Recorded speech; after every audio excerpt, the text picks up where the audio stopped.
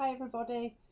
Today I'm gonna have a little talk about mindfulness, and so you might have heard about mindfulness. I'm not sure how much you might know, um, but it's said to help us to become more self-aware, to help us to feel calmer and less stressed, and it can help us to choose how to best respond to our troublesome thoughts and feelings, and to be kinder to ourselves. Okay, so being mindful means knowing directly what is going on inside and also outside of ourselves, but moment by moment, so in the moment now. And most of us lead such busy lives, and it's easy to live in our heads, meaning that we lose touch with how our bodies are feeling. So when was the last time you really listened to your body, felt the sensations? Um, When was the last time you paid attention to the world around you? Have you really stopped lately and noticed what's going on, thinking about, all of our senses? So the sights, the smells, the sounds, the taste, sensation of touch. So when we become more aware, we can experience things differently, and often it's, things that we've been taking for granted. So improving our awareness in the here and now can improve our clarity and positively change the way that we see ourselves and our lives. So we start to understand ourselves better and actually become more peaceful as a result. So mindfulness can free us from the stream of unhelpful thoughts that invade our minds as we go through the day. It can reduce, therefore, feelings of stress, anxiety, and it can also help us to focus in, so we can actually feel and see those signs of stress and anxiety creeping upon us. So mindfulness has its roots in Buddhism, but you don't need to be spiritual in any way to practice or to reap benefits from mindfulness. It's all about noticing what's happening in the moment, and it's up to you how much time you like to spend on the practice. So there's no right or wrong way, you can't get it wrong, and there are really simple techniques out there to help. And the theory behind mindfulness is just by using these techniques, it brings your attention fully into the present.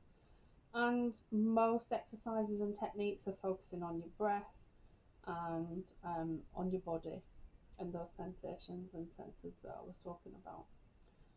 So, how can I free myself from the pain of this world? Well, Buddha said, be here now. Okay, so you're not in the past and you're not in the future. You're here right now. So that's all that matters. Okay, so you haven't got pain right now. So mindfulness can be practiced anywhere, anytime, regardless of what you're doing. Um, but it might be helpful to have some written guidelines as a starting point. So there might be some YouTube clips that you fancy using for a while. There's loads of stuff out there. There are apps, so Headspace is one. Um, can become a normal part of your life, strengthening your awareness as you stay connected to the moment, and therefore helping you tackle more challenging situations. So, is it difficult to do? So, as I've just said, not really. It's quite simple, although it can seem daunting if you've never tried to tackle it before. So, um, it's just about, you know, having an awareness of everything that it is, including your thoughts and your feelings at the time. And again, focusing on those bodily sensations. And if you feel distracted or thoughts and things come into your head and you start to give them, your attention, you can actually just bring your attention back to the breath, back to the here and now, and you're back into it. Okay? So every time your attention drifts away, just bring it back. Okay? And by concentrating on your breath and maybe even counting your breath, that can bring you back. So, um, what is what is human behavior about then? So we're in search of happiness, I guess. Okay. So what is it that makes happiness so difficult to attain? Okay. So um, as a human, we listen to, we believe in, and follow the instructions of our thoughts. Okay. So quite often we're so lost in those thoughts that it consumes our attention most of the time, and we can easily make up scary stories about what will happen in the future. And we quite often base that on what's happened in the past. So we're living in the past and we're creating and projecting into the future. So listening to and believing these stories and allowing those thoughts to happen and those feelings to manifest, that is the source of our pain. So that is what's stopping us from reaching happiness. So mindfulness is about helping to provide that, if you like, lasting relief from that pain, and there's no negative side effects from mindfulness. Okay. So we can see that only listening to the voice in our heads can bring the pain. Okay. So when we listen to and believe and identify with the thoughts in our mind, then we can often feel frustrated, feel anxious, worried, fearful, and we just suffer as a result of it. And we just need to think that, logically, these are just thoughts and they have no tangible reality, but they're a source of our fear. Okay, so you might be sitting there thinking, okay, so if I don't have fear, then I won't get out of bed, I won't go to work, I won't do my job, can't go to school. And yeah, it's a motivating factor and drives a lot of us to do a lot of our activities. But it's also got that downside because it can cause anxiety, and that can then prevent us from doing a lot of things that we want to do. And it simply just removes the joy from our daily lives. Okay, so we think so much about the what ifs that we don't always allow ourselves the enjoyment of experiencing today. So we seem to be so lost in the past and the future, worrying and obsessing and dwelling on the outcomes, that it's almost like we're torturing ourselves. So you may be thinking, well, if I don't think, then how can I change anything? Well, how do I make my decisions? I might repeat my mistakes. Well, mindfulness and living in the moment don't actually prevent you from planning and being organised. Okay, so there's actually arguments to say that by living so much in the past and projecting into the future and listening to these stories, that what others or we should have done, or that we're just not actually experiencing our life anymore, and that can lead to the repetition of these patterns of behaviour. So repeating those can cause you the stress, the anxiety, the guilt, and you know so by practicing mindfulness, we can learn how to come back to our experience right now instead of staying lost in this what you could call a perpetual cycle. So the mind's favourite comparison, and the one that probably causes us the most pain, is to compare what is with kind of what we feel it should be. And this is such a normal mental process for most people that it happens almost subconsciously. And we can feel upset and resentment, and we can often make attempts at controlling and manipulating or impressing other people because we believe we need to do something to find that happiness that we're in pursuit of. So the process of endless comparison eventually causes a feeling of separation from others, um, as we compete with others to feel better about ourselves. It also leaves us unable to enjoy the differences between people and situations and enjoy things, as for what they are. And when we compare and analyze, our experience of life becomes so narrow that we don't actually um, experience anything outside of this what I want. And so without these comparisons, life is just as it is, no more and no less. There's no need to change anything, including ourselves, to be happy. So the art of mindfulness, if we can conquer that practice, we can feel more satisfied with ourselves, more happy and free in that moment. So we can learn from the past and plan for the future without engaging in these painful, scary comparisons, that most of us devote so much attention to. These ghosts, if you like, that are residing in our minds, and then we wonder why we've got problems. Okay, and we get, how often have we heard it? These poor me stories, that we repeat. We're victims of of life and we're unfairly treated by the world, and the mind constantly creates these stories, and we believe them, so we get really stressed about them. And then, you know, without those stories, there's only the moment. So in mindfulness, it's just the moment. So if we realize that believing the stories causes the pain, then if we stop believing those stories and we're not giving them headspace, we let them drift in and drift out, then we can start to really improve our situation. Okay.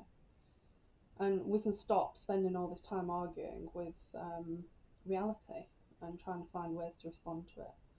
So when you're peaceful inside, no external situation can make you suffer. Um, and we can stop insisting on fighting with this outside world, which guarantees frustration. Okay, you know, and you know, the reason we all need to improve our self-esteem is because of thoughts we impose on ourselves. I'm too fat, I'm too ugly, I'm not bright enough, I'm poor, I don't have enough money. All these things that we have in our heads. Without them, we wouldn't have faults and problems would evaporate. It would just be as it is. Not to say that you can't try to better yourself in the future, but it's just to have that space and time in your mind. So if we continue to practice mindfulness, and connect with the present moment, we can become stronger and we can become more peaceful. And the core of mindfulness practice is learning to observe our minds. Okay, it's becoming aware of our mental patterns and our thoughts and feelings. So when we become more aware and more present in the moment, then the past actually loses its power over us. What is it? It's gone. We've experienced it. It's gone. And then the future can't scare us because it hasn't happened yet. It's just in our mind. It's a story that we're telling ourselves. So we can think about, ourselves getting obsessed with the past and the future, and these thoughts consuming our attention.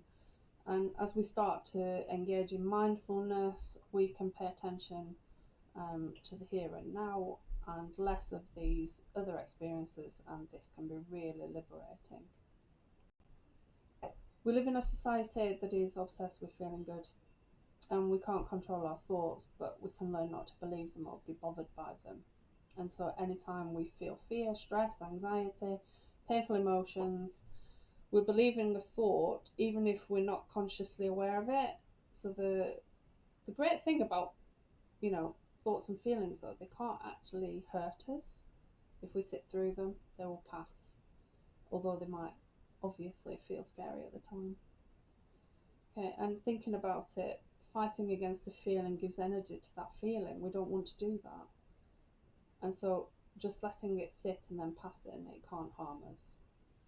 So most of us want to control our emotions to make life more pleasant, and it's actually not possible, because trying to control our feelings is actually giving them power. And if we just sit with them, we're allowing them to bring us freedom. So that's the concept of mindfulness. So, we can practice setting aside the judgments, and instead we feel the emotion and what it's really like, and we stop trying to control our experiences. We stop trying to get rid of the bad thoughts and emotions and grab the good ones, and we become the observer, if you like, of these things, allowing them to come and go. Okay. I can imagine some of you are thinking, well, that's really scary. Um, yeah, it is, and I think mindfulness, to become a master of it, does need practice. But even a little bit of mindfulness daily can bring you that feeling of calm and peacefulness, which kind of resets you, and the fight and flight switches off, and we can calm ourselves down. Um, so we're talking about acceptance, I guess, of our situation and how it is right here, right now, um, and just, not giving in to those thousands of stories. I mean, we've all heard the term procrastination. Well, that's where it originates from. I want to go on a diet, but I've got an outing this Saturday night. Oh yeah, well we'll start on Monday. Monday comes, something happens. The brain tells you, oh it's okay, you can start tomorrow because I've got this little excuse for you. This story here, you can start tomorrow. Same with other things in life, not doing that essay, not doing that piece of work, that report. We can tell ourselves so many stories to not actually get things done. So with mindfulness, we can learn to choose things with care and attention, so we can make better choices. We can do it by feeling present, not distracted, not rushing into things, and not lost in these stories that we tell ourselves. And we can do it with interest and openness, and just releasing those judgments about ourselves, about other people, about the world, and you know stop worrying about how things are going to turn out, because we can never actually know that, because it's the future and it's unwritten. So the problem is, until we stop worrying about how things will turn out, we'll never feel at ease and secure, and you know, in a long lasting way, which has many implications for not only our happiness but for our health, as we know, because stress, anxiety, all of those things causes ill health. They've got knock on symptoms. Okay. So, you know, we need to slow down, we need to be more mindful, we need to live more in the moment and in this state of connectedness to the moment, where we can experience more joy, more laughter, our relationships become easier, we understand people more, our levels of empathy increase, um, and we stop trying to control things through our behaviour and manipulation. And I don't mean that in a nasty way, but we all manipulate situations and things to try and have the best outcome for ourselves. So when we act with mindfulness, life becomes much more simple, straightforward, and hopefully enjoyable. So the awareness that arises through practicing mindfulness makes us effective, kinder, more peaceful, more organised. We're not lost in thought, so we can completely focus on the task in front of us. We can listen completely to friends, to work colleagues, to family, and we can put all of our energy into enjoying the moment, the here, the now, our lives, instead of fighting these horrible intrusive thoughts and feelings. And the aim is not to block out thoughts, but just to create you know that space where, whether it's a thought, a feeling, a sound, or some other aspect of reality, we're aware of it, but we just allow it to come and go. And the breath and the five senses are so valuable in this practice. So smells, tastes, sounds, sensations, the way that we experience every moment can help us remain anchored in the present moment, which is why if you go out and have a look at mindfulness exercises, you'll realise how simple they actually are. Okay, so it doesn't mean having a quiet mind, it means being aware of the mind without getting lost in it. And mindfulness is a journey towards wholeness, where we stop seeking happiness and fulfillment of ourselves, outside of ourselves. So I hope you understand a bit more about mindfulness. I hope I've kind of teased you into having a look at it and maybe trying a few exercises. Like I said, if you enter mindfulness exercises and techniques into YouTube, lots of things come up, and I'm sure there'll be something out there for everybody to have a go at. Okay, thank you for listening. Bye for now.